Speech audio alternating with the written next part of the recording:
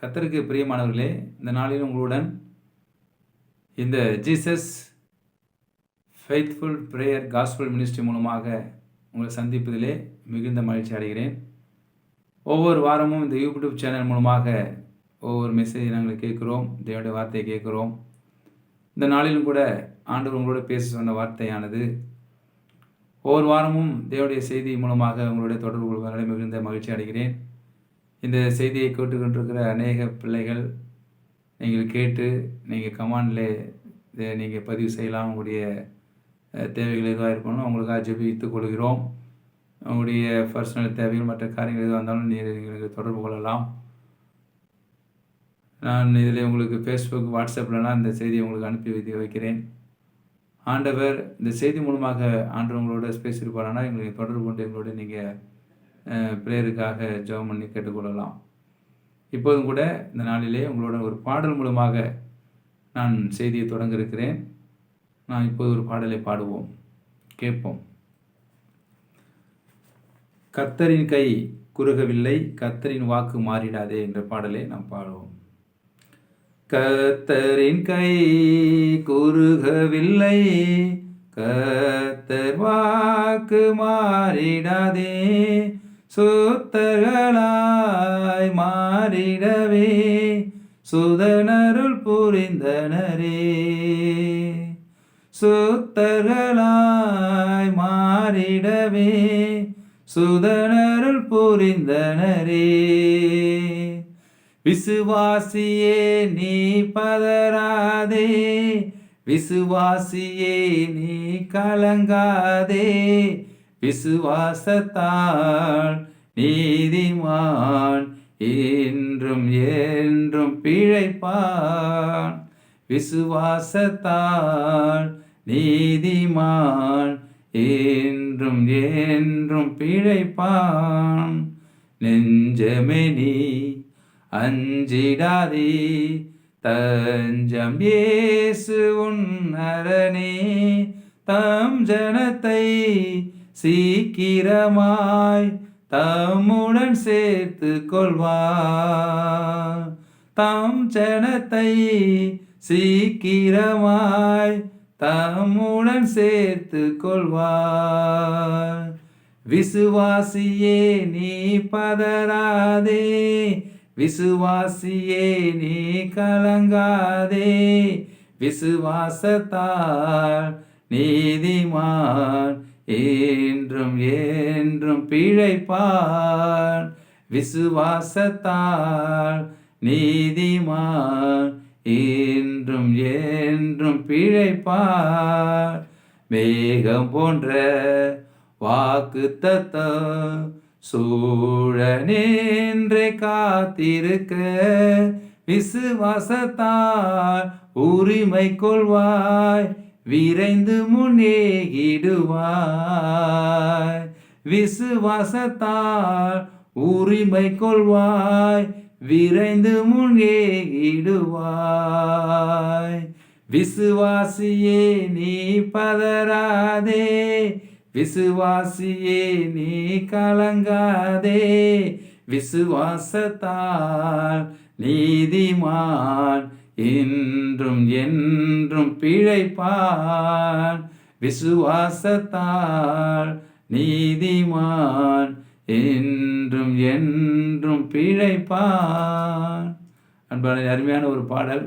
இந்த நாளில் நமக்கு விசுவாசம் தேவையாக இருப்பதனாலே நம்ம என்ன செய்கிறோம், இந்த பாடலை விசுவாசத்தோடு பாடி உங்களோடு நான் செய்தியை தொடங்க விரும்புகிறேன்.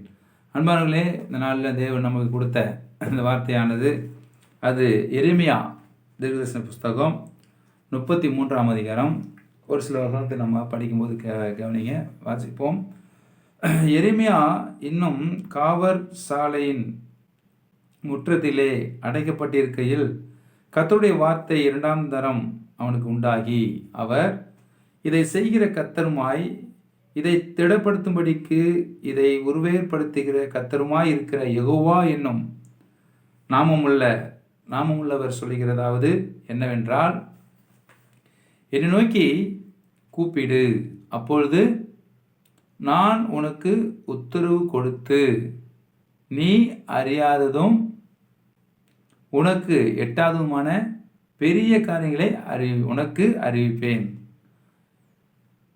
அடுத்த வசனம் சொல்லுது, எதிர்கொத்தளங்களினாலும் பட்டயத்தாலும் இப்படி இடிக்கப்பட்டவர்களாகிய இந்த நகரத்தின் வீடுகளையும் யூதா ராஜாக்களின் வீடுகளையும் குறித்து, இந்த நகரத்தின் எல்லா பொல்லாப்பு நிமித்தமும் நான் என் முகத்தை மறைத்தபடினாலே என் கோபத்திலும் உக்கிரத்திலும் வெட்டுண்ட மனுஷ பிரேதங்களினாலே அவைகளை நான் நிரப்பும்படியாகவே அவர்கள் கல்தேயரோட யுத்தம் பண்ண போகிறார்கள். இதோ நான் அவர்களுக்கு சௌக்கியமும் ஆரோக்கியமும் வரப்பண்ணி அவர்களை குணமாக்கி அவர்களுக்கு பரிபூர்ண சமாதானத்தையும் சத்தியத்தையும் வெளிப்படுத்துவேன். பார்த்தீங்களா அன்பானவர்களே, ஆண்டவர் நமக்கு என்ன சொல்கிறார்? நமக்கு எரேமியா தீர்க்கதரிசி அவர் காவற் சாலையின் முற்றத்தில் அடைக்கப்பட்டிருக்கிறார். அவர் சிறைச்சாலையில் காவல் பண்ணப்பட்டிருக்கிறார். அந்த அந்த எரேமியா தீர்க்கதரிசி அவர் என்ன பண்ணுறாரு? கடவுளுடைய பிள்ளை. அங்கே உள்ள ராஜா எதிர்ப்பாக இருந்தபடினால் எரேமியாவுடைய தீர்க்கதரிசி வார்த்தை கேட்காதபடி அவர் கீழ்ப்படியாதனால அந்த ராஜா என்ன பண்ணுறான்? ஆண்டுடைய வார்த்தையை கேட்காதனால எரேமியா காவல் செய்திருக்காங்க. இப்படிப்பட்ட சூழ்நிலை கர்த்தருடைய வார்த்தை உருவாகுது. என்ன வருதுன்னா, எரேமியா தீர்க்கதரிசி இருப்பதனால ஆண்டவர் வெளிப்படுத்துகிறார் அவருக்கு. எப்படி சொல்கிறது? கடவுள் நேரடியாக பேசக்கூடிய ஒரு சக்தி வாய்ந்த மனிதனாக எரேமியா தீர்க்கதரிசி இருக்கிறார். அப்படிப்பட்ட சூழ்நிலை அங்கே இருக்கிற அந்த தேசத்தில் ஆளுகிற அந்த கல்தேயருடைய அந்த மக்கள், அந்த கல்தேயருடைய மக்கள் என்ன பண்ணுறாங்க? பாவத்தின் நிமித்தம் அவர்கள் அதிகமான பாவம் செய்தபடியால் கர்த்தர் எரேமியாவை என்ன பண்ணுறாரு? இதை செய்கிற கர்த்தருமாய் இருக்கிற திடப்படுத்தும்படிக்கு இதை உருவேற்படுத்துகிற கர்த்தருமாய் இருக்கிற யெகோவா என்னும் நாமமுள்ள கர்த்தர் சொல்லுகிறது என்னவென்றால், இந்த மக்களுக்கு சொல்கிறார், கல்தேயருடைய மக்களுக்கு சொல்கிறாரு, அந்த மக்கள் சகல விதமான பொல்லாத வழியில் விட்டு அவன் திரும்பினா, இந்த நகரத்தின் எல்லா பொல்லாப்பு நிமித்தம் நான் என் முகத்தை மறைத்தபடினாலே என் கோபத்திலும் உக்கிரத்திலும் அவைகளை நான் நிரப்பும்படியாகவே அவர்கள் கல்தேயருடைய யுத்தம் பண்ண போகிறார்கள் சொன்ன வண்ணமாக என்ன பண்ணுறது? அவங்க கடல் விட்டு எழுத்து பின்வாங்கி நிற்கிறாங்க. ஸோ இதில் ஆண்டவர் நமக்கு இப்படிப்பட்ட மக்களை என்ன சொல்கிறாருன்னா, அந்த எதிர்த்து போர் செய்கிற அளவுக்கு தேவையான என்ன வேண்டும்? பலன் வேண்டும். அவங்களுக்கு தேவையான தைரியம் வேண்டும், நம்பிக்கை வேண்டும் முதலாவது. ஸோ இதை நம்ம எதிர்கொள்ளணும்னா யாரோடைய ஒரு தயவுனால் ஒரு ஒரு மகாபெரிய ஒரு நம்பிக்கையோடு செய்யணும்னா, கர்த்தர் யெகோவா என்ற நாமமுள்ள இயேசு கிறிஸ்து அவர் நம்மத்தில் இருக்கும்பொழுது எந்த ஒரு மனித ஜாதியும் எந்த ஒரு மனிதனையும் எந்த ஒரு தேசத்தையும் எதிர்கொள்ள முடியும். படைபலம் பணபலம் எல்லாமே இருக்கலாம். நம்ம எல்லா பலமும் இருந்தால் கூட மனிதனை என்ன பண்ண முடியும்? அவனுடைய உடல் சக்தி இருக்கிற வரைக்கும் போராடி பார்ப்பான். அப்புறம் ஒரு லெவல் வரும்போது முடியாது. அதுக்கு மேலே ஒரு சக்தி தேவைப்படுது. அதுதான் இறைவனுடைய சக்தி, இறை சக்தி, இறைவன் இயேசு கிறிஸ்துனுடைய வல்லமை. அது 3ஆம் வசனம் சொல்லுது, என்னை நோக்கி கூப்பிடு. அப்போ தான் ஆண்டு சொல்கிறார், இப்படி போர் செய்யும்போது, இப்படிப்பட்ட பிரச்சனைகள் வரும்போது, போராட்டங்கள் வரும்போது மக்கள் ஒரு நம்பிக்கை வைக்க வேண்டும். அது என்ன நம்பிக்கை அப்படின்னா, என்னை நோக்கி கூப்பிடு, அப்பொழுது நான் உனக்கு உத்தரவு கொடுத்து நீ அறியாததும் உனக்கு எட்டாதமான பெரிய காரியங்களை உனக்கு அறிவிப்பேன்றார். ஆண்டவர் சொல்கிறார், இந்த நாளில் நம்மோட என்னை நோக்கி கூப்பிடு, நீ கூப்பிடுங்கிறார். நீ கூப்பிடலைன்னா உனக்கு மறு உத்தரவு கிடைக்காது. உதாரணத்துக்கு இப்போது நம்ம ஏதாவது ஒரு உதவி வேணும்னா யாராவது என்ன பண்ணுறோம்? தம்பியை தங்கச்சி கூப்பிட்டு, எப்பா அந்த புக்கை எடுப்பா, அந்த பேனா எடுப்பான்னு கேட்குறோம், உதவி செய்ய வராங்க. அதே போல் எப்படி அவங்க நம்ம கேட்கும்போது மறு உத்தரவு கொடுத்து இந்த பேனாவை எடுத்து கொடுக்குறாங்களோ, அதே போல் இயேசு கிறிஸ்துவாகிய ஆண்டவர் அவர் நமக்கு வாழ்க்கையில் இருக்கிற பிரச்சனைகள் போராட்டங்களை எதிர்நீச்சல் போட்டு வாழ வேண்டும் என்றால், அதை எதிர்கொள்ள வேண்டும் என்றால், அதை நம்ம ஓவர் கம் பண்ண வேண்டும் என்றால் ஆண்டு நோக்கி கூப்பிட வேண்டும். ஆண்டு நோக்கி கூப்பிடும்பொழுது அவர் நமக்கு என்ன சொல்கிறாரு? என்னை நோக்கி கூப்பிடு, அப்பொழுது உடனே நான் உனக்கு உத்தரவு கொடுக்குறேன். உன் பிரச்சனைக்கு தீர்வு காணுகிறேன், உன்னுடைய வறுமைக்கு தீர்வு காணுகிறேன், உன்னுடைய போராட்டத்துக்கு தீர்வு காண்பேன், உன்னுடைய வியாதிக்கு தீர்வு காண்பேன், உன்னுடைய கொந்தளிப்புக்கு தீர்வு காண்பேன். உன் வாழ்க்கையில் இருக்கிற புயல் போன்ற பிரச்சனைகள், போராட்டங்கள் வந்தாலும் அது நான் தீர்வு காண்பேன் என்று சொல்லி வாக்களிக்கக்கூடிய, உறுதியளிக்கக்கூடிய ஒரே ஒரு நம்பிக்கை நட்சத்திரமாக இருக்கக்கூடிய அவர் யார்? அவர்தான் இயேசு கிறிஸ்து. அவர் நம்மளுக்கு சொல்கிறார், என்னை நோக்கி கூப்பிடு, மகனே மகளே என்னை நோக்கி கூப்பிடு. என்னது? நான் உனக்கு மறு உத்தரவு கொடுத்து நீ அறியாததும், நம்ம அறிந்திருக்க முடியாது, நமக்கு தெரியாது என்ன பிரச்சனை வரப்போகுதுன்னு தெரியாது, என்ன கவலை கண்ணீர் இருக்குன்னு தெரியாது, என்ன போராட்டங்களுக்கு தெரியாது. நீ அறியாததும் உனக்கு எட்டாதமான பெரிய காரியங்களை செய்ய வேண்டார் ஆண்டவர். நமக்கே தெரியாது ஆண்டவர் என்ன செய்ய போகிறார், என்ன அற்புதம் செய்ய போகிறார், என்ன நம்ம வாழ்க்கையில் நன்மை செய்ய போகிறார். அவர் இறைவனாச்சே, அவர் நமக்கு எதை கேட்டாலும், அவர் நமக்கு எதை செய்தாலும் நன்மைக்காக செய்வார் என்ற எண்ணத்தோடு நம்ம என்ன செய்யணும்? ஆண்டு மேலே விசுவாசமுள்ள நம்பிக்கை வைக்க வேண்டும். அப்போ ஆழமான பக்தியை வைராக்கியம் கொள்ள வேண்டும். ஒரு பாடுகள் வரும்போது, ஒரு பிரச்சனை வரும்போது சோர்ந்து போகக்கூடாது. நீ சோர்ந்து போகாமல் ஜெபம் பண்ணுங்கள், இடைவிடாமல் ஜெபம் பண்ண சொன்னதுக்கு காரணம் என்ன? நீ ஒன்றுக்கும் கவலைப்படாமல் எல்லாவற்றையும் குறித்து ஸ்தோத்திரத்தோடு கூடிய ஜெபத்தினாலும் வேண்டுதலாலும் தேவனுக்கு தெரியப்படுத்துங்கள். அப்பொழுது எல்லா புத்திக்கும் மேலான தெய்வ சமாதானம் உங்கள் இருதயங்களையும் உங்கள் சிந்தைகளையும் கிறிஸ்து இயேசுக்குள்ளாக காத்துக்கொள்ளும் என்று பிலிப்பியர் 4ஆம் அதிகாரத்திலே 6ஆம் வசனம் சொல்லப்பட்டவனமாக ஆண்டவர் எப்படியாக அந்த வசனத்தில் பிலிப்பியர் 4:6 நினைக்கிறேன், அந்த அதிகாரத்தில் ஆண்டவர் தெளிவாக சொல்லிக்கிறார். எப்படிப்பட்ட ஒரு ஆழமான ஒரு வார்த்தை பாருங்கள். எடுத்து படிக்கிறேன். அழகான ஒரு வார்த்தை. பிலிப்பியர் 4:6 கரெக்டாக சொல்லிட்டேன். 4:6 தான். கர்த்தருக்குள் எப்பொழுதும் சந்தோஷமாக இருங்கள் என்று மறுபடியும் சொல்லுகிறேன். 4 வசனம் படிக்கிறேன். 5 வசனம். உங்கள் சார்ந்த குணம் எல்லா மனுஷருக்கும் தெரிந்திருப்பதாக கர்த்தர் சமீபமாக இருக்கிறார். நீங்கள் ஒன்றுக்கும் கவலைப்படாமல் எல்லாவற்றையும் குறித்து உங்கள் விண்ணப்பங்களையும் ஸ்தோத்திரத்தோடு கூடிய ஜெபத்தினாலும் வேண்டுதலினாலும் தேவனுக்கு தெரியப்படுத்துங்கள். அப்பொழுது எல்லா புத்திக்கும் மேலான தேவ சமாதானம் உங்கள் இருதயங்களையும் உங்கள் சிந்தைகளையும் கிறிஸ்து இயேசுக்குள்ளாக காத்துக்கொள்ளும். பார்த்தீங்களா? எப்படிப்பட்ட ஒரு நம்பிக்கை கொடுக்கல பார்த்தீங்களா? அப்போது என்னை நோக்கி கூப்பிடு, நீ அறியாதும் உனக்கு எட்டாதமான பெரிய காரியங்களை உனக்கு அறிவிப்புன்னு சொன்ன ஆண்டவர். இப்போ என்ன அர்த்தம்? அப்படிப்பட்ட பிரச்சனைகளை போராட்டத்தில் நம்ம படித்தோம் இல்லையா? பிலிப்பியர் 4:6 வசனம் 7 வசனம் படித்தோம். அதே போல் நம்மளுக்கு பிரச்சனைகள் போராட்டம் கடவுள் தெரியப்படுத்தணும். அதான் நமக்கு கூப்பிட சொல்கிறார். கூப்பிடும்பொழுது நமக்கு இருக்க போகிற, நமக்கு வரப்போகிற காரியங்களை, அது எவ்வளோ பெரிய பிரச்சனை இருந்தாலும் போராட்டம் இருந்தாலும் அது வெற்றியாக மாற பண்ணுகிற தேவனாக இருக்கிறார். நீ அறியாதும் உனக்கு எட்டாத பெரிய காரியங்களை உனக்கு அறிவிப்பேன், பெரிய காரியங்களை செய்கிற தேவனாக இருக்கிறார். நமக்கு தெரியாது, எதை செய்வார்னு தெரியாது, ஆனால் அவருக்கு தெரியும். உருவாக்குனதுக்கு தெரியும், படைத்தவருக்கு தெரியும் எதை செய்யணும் எதை செய்யக்கூடாதுன்னு. ஒரு பெற்ற தாய் தாப்புன்னு தெரியும் பிள்ளைகளுக்கு எதை கொடுக்கணும் கொடுக்கூடாதுன்னு. அதே போல தான் இன்றைக்கு இயேசு கிறிஸ்து சொல்லுகிறார், உங்களை பார்த்து என்னை பார்த்து சொல்லுகிறார், அன்பானவர்களே, இந்த செய்தியை கேட்டுக்கொண்டிருக்க தேவனுடைய பிள்ளைகளே, என் அன்பின் மக்களே, இயேசுவை நேசிக்கிற பிள்ளைகளே, உங்களை நோக்கி ஆண்டு சொல்லுகிறார், மகனே மகளே பயப்படாதே, கலங்காதே, திகையாதே, நீ என்னை நோக்கி கூப்பிடு, நான் உனக்கு மருவத்தை அருளி செய்வேன். என்ன பண்ணுவார்? மருவத்தில் கொடுத்து நீ அறியாது எட்டாமல் ஒரு பெரிய காரியங்களை உனக்கு அறிவிப்பேங்கிறார். அப்படி அறிவிக்கும்பொழுது அது என்னென்ன பிரச்சனைகள் வருதுன்னு அடுத்த 4-5 படித்தோம் இல்லையா? இந்தமாரி கல்தையர்கள் என்ன பண்ணுறாங்க? இப்படி பிரச்சனைகள் மத்தியில் போராட்ட மத்தியில் இருக்கிறாங்க. அங்கே எவ்வளோ கோபத்தினால் என்ன பண்ணுறாங்க? வெட்டுண்டு அவங்க பிரேதங்களெல்லாம் கிடக்குது. அவைகளால் கல்தையருடைய யுத்தம் பண்ண போகிறார்கள். அதனால் கல்தையர்களோட யுத்தம் பண்ண போகிறாங்க. இதோ நான் அவர்களுக்கு சவிக்கியமும் ஆரோக்கியமும் வர பண்ணி அவர்களை குணமாக்கி அவர்களுக்கு பரிபூர்ண சமாதானத்தின் சத்தியத்தையும் வெளிப்படுத்துவேன். இப்படிப்பட்ட போராட்டத்தின் மத்தியில், பிரச்சனை மத்தியில், உயிர் போகிற நேரத்தில், அந்த போர் செய்து உயிர் பிரிகிற நேரத்துலலாம் ஆண்டு நோக்கி கூப்பிடும்பொழுது, அப்படிப்பட்ட சூழ்நிலை வந்தாலும் ஆண்டு நோக்கி கூப்பிடணும். இப்படி ஒரு சம்பவம் சொல்லப்பட்டிருக்கு எரேமியாவில். ஆனால் நான் உங்களுக்கு என்ன சொல்கிறேன்னா, அன்னைக்கு அப்படிப்பட்ட சம்பவம் நடக்கப்பட்டது, பிரச்சனைகள் வந்தது.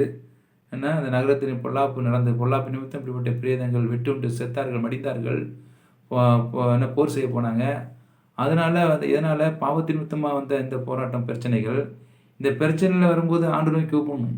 நம்மளுக்கு வியாதி வரும்போது, போராட்டம் வரும்போது, நம்மளுக்கு ஒரு பாடுகள் வரும்போது, ஏன்னா நம்ம பாவத்தினால் வந்த வியாதி, நம்ம பாவத்தினால் வந்த இந்த உபத்திரம், நம்முடைய பாவத்தினால் வந்த போராட்டம், நம்முடைய பாவத்தினால் வந்த இந்த விதமான பிரச்சனைகள், இதெல்லாம் நம்ம யோசிக்கணும். நம்ம எதனால் இந்த பிரச்சனை வந்தது, ஏன் வந்தது, எதுக்காக வந்தது, வந்தது காரணம் என்ன, நம்ம என்ன செய்கிறோம், ஆண்டவர் என்ன சொல்லுகிறார், நம்ம என்ன செய்து கொண்டிருக்கிறோம், ஆண்டவர் சொன்னதை செஞ்சோமா, செய்யாமல் போயிட்டோமா, அதனால நம்மளுக்கு இந்த இப்படிப்பட்ட பிரச்சனைகள் போராட்டம் வந்திருக்குதா அப்படின்னு நம்ம என்ன செய்யணும்?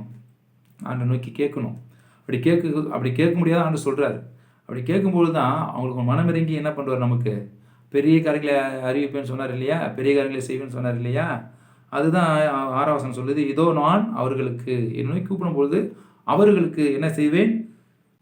அவர்களுக்கு சவிக்கியமும் ஆரோக்கியமும் வர பண்ணி அவர்களை குணமாக்கி அவர்களுக்கு பரிபூரண சமாதானத்தையும் சத்தியத்தையும் வெளிப்படுத்துவேன். பார்த்தீங்களா? அவர்களுக்கு முதலாவது சவிக்கியம் வருது. சவிக்கியம்னா எப்படி? நல்ல ஒரு வாழ்க்கை. சவிக்கியமாக எப்படியா இருக்குங்க? நல்லா இருக்கீங்களா? சவிக்கியமாக இருக்குங்க, நல்லா இருக்குங்க, சூப்பராக இருக்குங்க, கடவுளெல்லாம் ஆசீர்வதிச்சிருக்காருங்க. எப்படிங்க? இயேசு கிறிஸ்துவை ஏற்றுக்கொண்டேங்க, என் வாழ்க்கையில் அந்த மாற்றத்தை கொடுத்தாருங்க. நான் பாவத்தில் இருந்தேன், சாபத்தில் இருந்தேன், வறுமையில் இருந்தேன், கண்ணீரில் இருந்தேன், கவலையில் இருந்தேன், துக்கத்தில் இருந்தேன், தற்கொலை முயற்சியில் இருந்தேன். எனக்கு நிம்மதி இல்லாத வாழ்க்கை இருந்தது, சமாதானம் இல்லாத வாழ்க்கை இருந்தது. அதனால் இயேசுவை நோக்கி நான் கூட ஆரம்பித்தேன். எத்தனையோ தெய்வங்களை வணங்கி பார்த்தேன். கடைசியாக இயேசுகிட்டையாவது போய் கேட்டு பார்க்கலான்னு சொல்லி ஒரு மன தைரியத்தில் போய் கேட்டேன், ஒரு நம்பிக்கையில் கேட்டேன். ஏசாவது உதவி செய்வாரான்னு சொல்லி கேட்கும்போது தான் அவர் இன்னும் கூப்பிட சொன்னார். அப்போ நான் கூப்பிட்டேன். எனக்கு பெரிய காரியங்களை செய்தார். என்ன காரியம் செய்தார்? நம்ம வாழ்க்கையில் இருக்கிற பாவத்தை நீக்கினார், சாபத்தை நீக்கினார், வியாதியை நீக்கினார், வறுமையை நீக்கினார், கண்ணீரை துடைச்சார், கவலையை மாற்றினார். ஆமாம், இதுக்கு நானே ஒரு சாட்சி. என் வாழ்க்கையில் அநேக அற்புதங்கள் ஆண்டு செய்தார். என் வாழ்க்கையில் ஆண்டவர் எனக்கு பெரிய ஒரு என்ன சொல்கிறது, அப்பெண்டிக்ஸ் வியாதி எனக்கு வந்து இந்த ஒரு காலத்தில் வந்து 2019ஆம் ஆண்டில் எனக்கு நான் வந்து பாதிக்கப்பட்டேன். அப்போது இயேசு என்ன பண்ணார்? எனக்கு அந்த அப்பெண்டிக்ஸ் வந்தபோது ஆண்டவர் எனக்கு நல்ல ஒரு சுகத்தை கொடுத்தார். நல்ல ஒரு டாக்டரை பார்த்து டயக்னைஸ் பண்ண முடியாது உதவி செய்தார். ஆண்டவர் எனக்கு அது வந்து சீல் வச்சு வெடிக்க போகிற கண்டிஷனில் இருந்தது. ஆண்டவர் அதெல்லாம் பாதுகாத்து வெடிக்காதபடி, அது வெடிச்சிருந்ததுன்னா அது உடலெல்லாம் பாதிக்கப்பட்டிருக்கும். அது ஏதோ ஜுரம் வருது அப்படின்னு சொல்லிட்டு நம்ம ஜுரத்துக்காக ட்ரீட்மெண்ட் எடுக்க ஆரம்பித்தேன். கடைசியாக தான் தெரிஞ்சது, அது ஸ்கேன் பண்ணும்போது அது அப்பெண்டிக்ஸ் இருக்குதுன்னு சொல்லி. அப்படியாக ஆண்டவர் எனக்கு அதை காமிச்சு கொடுத்து முன்னாடியே சரி பண்ணும்படியாக, அதை வெடிக்காதபடி பாதுகாத்து கரெக்டாக ஆண்டவர் அதை நல்லபடியாக ஆப்ரேஷன் பண்ணி எடுக்க முடியாக உதவி செய்தார். காரணம், ஆண்டு நோக்கி இப்படிப்பட்ட வியாதியின் மத்தியில், பாடுகள் மத்தியில் ஆண்டு நோக்கி கூப்பிடும்பொழுது, ஆபத்தில் கூப்பிடும்பொழுது அவர் நமக்கு உதவியாக இருந்து, நமக்கு டாக்டர் மூலமாக, யார் மூலமாக, மனிதர் மூலமாக உதவி செய்து நமக்கு ஒரு பாதுகாப்பு கொடுத்து பூமியில் நல்ல ஒரு ஆரோக்கியத்தையும் சௌக்கியத்தை உண்டு பண்ண முடியாது. அப்போ நல்ல சௌக்கியம் வருதுன்னா கடவுளுடைய இறக்கத்தினால தான் வருது. நமக்கு ஒரு ஆரோக்கியம் வருதுன்னா கடவுளுடைய இறக்கத்தினால தான் ஆரோக்கியம் வருது. நம்ம நல்லா இருக்குன்னு சொல்லிட்டு நம்ம பெருமை பாராட்ட முடியாது. இறைவன் நம்மளுக்கு இந்த வியாதி மத்தியில், இந்த கொரோனா கொள்ளை நோய் மத்தியில், இந்த ஓமைக்ரான் வைரஸ் மத்தியில் நம்மளை உயிரோடு வச்சிருத்து பாதுகாத்து எந்த வியாதி இல்லாமல் பாதுகாத்து வராருன்னா அப்படி சுத்த கிருபை. அதனால தான் ஆண்டவர் சொன்னார், நான் இதோ அவர்களுக்கு சௌக்கியமும் ஆரோக்கியமும் வர பண்ணி. எப்போ? 3ஆம் வசனம் சொன்னது, என்னை நோக்கி கூப்பிடும்போது அப்பொழுது நான் உனக்கு மறு உத்தரவு அள்ளி செய்து, என்னது அறியாததும் உனக்கு எட்டாதமான பெரிய காரியங்களை செய்வேன்னு சொன்னார் இல்லையா? அதுதான் இந்த காரியம். அப்போ உனக்கு சவிக்கியத்தை கொடுப்பேன், உனக்கு ஆரோக்கியத்தை உருவாக்குவேன், வர பண்ணுவேன், அவர்களை குணமாக்குவேன்றார். அப்போ ஏதோ ஒரு வியாதினால் பாதிக்கப்பட்ட மனிதன், அப்போ எந்த பிரச்சனையில் போராட்டத்தில் இருக்கிற பிள்ளைகளுக்கு குணமாக்குற வல்லமே இயேசு கிறிஸ்து கடையில் இருக்குது. அதுதான் இயேசு நோக்கி பார்க்க வேண்டும். நம்ம அவரை குணமாக்கி அவர்களுக்கு பரிபூரண சமாதானத்தை கொடுப்பேன். நம்மளுக்கு ஒரு வியாதி வரும்போது, கஷ்டம் வரும்போது மன கவலை அடையும் இல்லையா? சோர்ந்து போகும் இல்லையா? அப்போ என்ன செய்கிறோம்? மனம் கலங்கி போகிறோம், சோர்ந்து போகிறோம். அவர்களுக்கு சமாதானம் இல்லாமல், ஆறுதல் இல்லாமல் இருக்கிறாங்க. அப்போ சமாதானத்தை கொடுப்பதே கடவுள் தான். ஏன்னா நான் உங்களுக்கு என்னுடைய சமாதானத்தை வைத்துட்டு போகிறேன்னு சொன்னார் இயேசு கிறிஸ்து. உலகம் கொடுக்குற சமாதானம் அல்ல, என்னுடைய சமாதானத்தை உங்களுக்கு நான் வைத்துட்டு போகிறேன்னு சொல்லி அவர் பரலோகம் சென்றார். அப்போது அந்த சமாதானத்தை நான் தருகிறேங்கிறார். அது நித்தியமான சமாதானம், நிரந்தரமுள்ள சமாதானம். நிரந்தரமற்ற சமாதானம் இல்லை, நிரந்தரமுள்ள. ஏதோ டெம்பரவரி ஒரு சமாதானம் கிடையாது. ஏதோ ஒரு படத்துக்கு போனோம், ஒரு மகிழ்ச்சியாக 3 நேரம் அந்த படத்தை பார்த்தோம் அப்படின்னு சில பேர் ஆண்டு அறியாத பிள்ளைகள் இப்படி சொல்லுவாங்க. இயேசு அறிஞ்சவங்க அப்படிப்பட்ட சினிமா படம்லாம் பார்க்க மாட்டாங்க. உண்மையாக இயேசு நேசிக்கிறவங்க அப்படிப்பட்ட என்டர்டெயின்மெண்ட்லாம் வராது. அவங்களுக்கு தேவை என்டர்டெயின்மெண்ட் எல்லாம் ஆண்டுடைய ஊழியம் செய்தி, ஆண்டுடைய ஆத்துமாக்களை வந்து விசாரிக்கிறது, இப்படி அதுதான் டைம் ஸ்பெண்ட் பண்ணி, இல்லை ஜெபிக்கிற நேரங்கள், தேசத்துக்காக, மக்களுக்காக, இப்போ நம்முடைய அரசியல் தலைவர்களுக்கு, அரசியல்வாதிகளுக்காக ஜெபிக்கிற நேரங்கள், வியாதியில் பாதிக்கப்பட்ட மக்கள், கவலையில் கண்ணீரில் இருக்கிற மக்கள், துக்கத்தில் இருக்கிற மக்கள், போராட்டத்தில் இருக்கிற மக்களுக்காக ஜெபிக்க முடியாது. இப்படிப்பட்ட நேரத்தை நம்ம கொண்டு இருக்க முடியாது விரும்புவோம். ஆனால் இயேசு கிறிஸ்துவை அறியாதவர்கள் என்ன பண்ண மாட்டார்கள், அவர்களுக்கு இது தவறுன்னு தெரியாது. அப்போ அவர்கள் இதுமாரி இந்தமாரி நம்ம நிறைய என்ன சொல்கிறது, இதுமாரி நாடகங்கள் மூலியமாக, இந்தமாரி படத்து மூலியமாக டைமை ஸ்பெண்ட் பண்ணுவாங்க, நிறைய கேம்ஸ் விளையாடுவாங்க, நிறைய ஹாலிவுட்டு ஹோலிவுட்டு இந்த படத்தெல்லாம் பார்த்து மகிழ்ச்சி அடைவாங்க. அதெல்லாம் டெம்பரவரியான ஒரு சந்தோஷம். ஆனால் எப்போவுமே ஒரு சந்தோஷம் வாழ்க்கையில் வேணும்னா, நிரந்தரமாக வேணும்னா, அது இயேசு கொடுக்குற ஒரு சமாதான சந்தோஷம் தான் நம்ம அது நிரந்தரமான சமாதானம் என்று நம்ம ஆண்டவர் ஏற்றுக்கிட்ட ஒவ்வொருவரும் அதை நம்ம சொல்ல முடியும். ஆண்டவர் ஏற்றுக்கொள்ளாதவங்க சொல்ல முடியாது, ஏன்னா தெரியாது. அதனால் இந்த வீடியோ பார்த்து கொண்டிருக்கிற இந்த செய்தி கேட்டுக்கிட்ட தேவனுடைய பிள்ளைகளே, நீங்கள் ஆண்டு அறிந்தவர்களும் இந்த செய்தியை கேட்பீர்கள், ஆண்டு அறியாதவர்களும் இந்த செய்தியை கேட்டுக்கொண்டிருப்பீர்கள். அதனால் சொல்லுகிறேன், உங்களுக்காக விளக்கமாக சொல்லுகிறேன். இயேசு கிறிஸ்து ஏற்றுக்கொள்ளும்போது மெய் சமாதானம் உண்டு. அது நீங்கள் பார்த்தா தான் தெரியும். இயேசு கிறிஸ்துக்குள்ளாக உங்கள் வாழ்க்கையை அர்ப்பணிக்கப்பட்டு இயேசுவை சொந்த ரட்சகரை ஏற்றுக்கொண்டு அவர் கடவுள் என்று நம்பி நீங்கள் விசுவாசிக்கும்போது, நம்பும்போது உங்களுக்கும் அந்த மெய் சமாதானம் கிடைக்கும். அப்படியாக மெய் சமாதானம் கிடைக்க முடியாது ஆண்டவர் நம்மளுக்கு சொல்லுகிறார். அப்போது உங்களுக்கு பரிபூர்ண சமாதானம், பரிபூர்ணமான ஒரு சமாதானத்தை நான் உங்களுக்கு கொடுப்பேன், சத்தியத்தையும் வெளிப்படுத்துவாங்கிறார். சத்தியம் என்ன? உண்மை. உண்மையான வார்த்தைகள் எங்கே சொல்லப்பட்டிருக்கு? இன்றைக்கி அநேக இடத்துல உண்மை இல்லை. நம்மளுக்கு பொய் பேசுகிறார்கள், ஏமாத்துறாங்க, வஞ்சிக்கிறாங்க, திருடுறாங்க, போராமையாக இருக்கிறாங்க, பெருமையாக இருக்காங்க, ஆணவமாக அகதியாக இருக்கிறாங்க. இப்படிப்பட்ட கெட்ட குணங்கள் நிறைந்த இன்றைக்கி மக்கள் உலகத்தில் காணப்படுகிறார்கள். இந்த கெட்ட குணத்தை உள்ள மனிதனை மாற்றக்கூடிய ஒரு வார்த்தை எதுனா அது வேத வசனம் தான். அந்த பைபிள், ஹோலி பைபிள், பரிசுத்த வேதாகமம் தான். அந்த வேத வசனத்தை படிக்க படிக்க நமக்குள்ளாக ஒரு தூய்மையான இருதயம் உருவாகுது. ஒரு அசுத்தமான இருதயம் மட்டும் விலகி போகுது நீங்கள் பார்க்க முடியும். எப்படி சொல்கிறேன்? இதெல்லாம் உங்கள் வாழ்க்கையில் நீங்கள் அனுபவிக்கும் போது தான் தெரியும். நான் அனுபவிச்சிருக்கிறேன். என் வாழ்க்கையில் நான் பொய் சொன்னேன், திருடினேன், ஏமாத்தினேன், எல்லாம் பண்ணேன், என்னென்னமோ பாங்களான நான் செஞ்சேன்.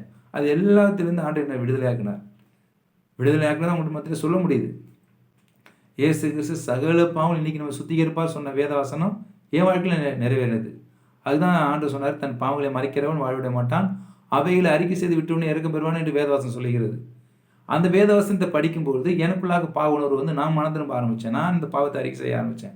என்னென்ன பாவத்தெல்லாம் ஆண்டு எனக்கு காமிச்சாரோ, படம் போல என் பாவத்தை காமிச்சார். அதெல்லாம் ஆண்டு அறிக்கை செய்ய முடியாது சொன்னார். அறிக்கை செஞ்சேன். அதனால தான் இன்றைக்கி உங்கள் மத்தியில் நான் சாட்சியாக இருக்கிறேன். அதனால தான் உங்கள் மத்தியில் உங்களை பேசிக்கொண்டு இருக்கிறேன். அதனால தான் இந்த உண்மையை சத்தியத்தை எப்படியாவது மக்களுக்கு சொல்லணுங்கிறது தான் இந்த வீடியோ மூலமாக உங்களை நான், இந்த காணொலி மூலமாக உங்களை நான் செய்தியை கொடுத்து கொண்டிருக்கேன். அன்பானவர்களே, ஆண்டவர் நம்மளோடு நீ பேசுகிற வார்த்தை என்ன என்றால், உங்களை நோக்கி என்ன நோக்கி கேட்குற ஒரு கேள்வி என்ன என்றால், மகனே மகளே நீ பயப்படாதே, நான் கூட இருக்கிறேன். ஒன்றே ஒன்று மட்டும் செய். உன் வாழ்க்கையில் பாவத்திலிருந்து விடுதலை வேண்டுமா? சாபத்திலிருந்து விடுதலை வேண்டுமா? வியாதிலிருந்து விடுதலை வேண்டுமா? பயத்திலிருந்து விடுதலை வேண்டுமா? உன்னுடைய வறுமையிலேருந்து விடுதலை வேண்டுமா? அப்படின்ற ஒரு கேள்விக்கு பதில் ஒன்றே ஒன்று தான் அன்பானவர்கள். என்ன என்றால் இயேசு. இயேசு, அந்த இயேசு கிறிஸ்துவை நம்ம நோக்கி என்ன பண்ண பார்க்க வேண்டும். அவர் சகல பாவங்களை நீக்கி நம்ம சுத்திகரித்தான் சொன்ன வேதவசனமானது நம்ம சகல பாவங்களை நீக்கி சுத்திகரிக்க அவர் உண்மையும் நீதி உள்ள தேவனாக இருக்கிறார் என்று வேதம் சொல்லுகிறது. அதனால் இந்த இயேசுவை நோக்கி நம்ம கூப்பிடுவோமா? ஆண்டவரே என்னை நோக்கி கூப்பிட சொன்னீரே, அவங்க நோக்கி கூப்பிட்றப்பா. எனக்கு அறியாததும் எட்டாதமான பெரிய காரணங்களை செய்யும் சொன்னீரே, அது என்ன? அதுதான் இந்த ஆண்டு சொன்ன வசனம். நான் அவர்களுக்கு ஆரோக்கியமும் சவிக்கியமும் ஆரோக்கியம் வர பண்ணி அவர்கள் குணமாக்கி அவர்கள் பரிபூர்ண சமாதானத்தையும் சத்தியத்தையும் வெளிப்படுத்தும். சத்தியம் இந்த வேத வசனம், சத்தியத்தை அறிவு சத்தியம் உங்களை விடுதலையாக சொன்னார் இல்லையா? இந்த உண்மையை தெரிந்து கொள்ள வேண்டும். இந்த பொய் வாழ்க்கையிலேருந்து நிஜ வாழ்க்கைக்குள்ளாக வர்றது தான் இந்த உண்மை. இந்த உண்மையான காரியங்களை நம்ம என்ன பண்ணணும்? கற்றுக்கொள்ள வேண்டும். அதனால தான் ஆண்டவர் சொல்கிறார்,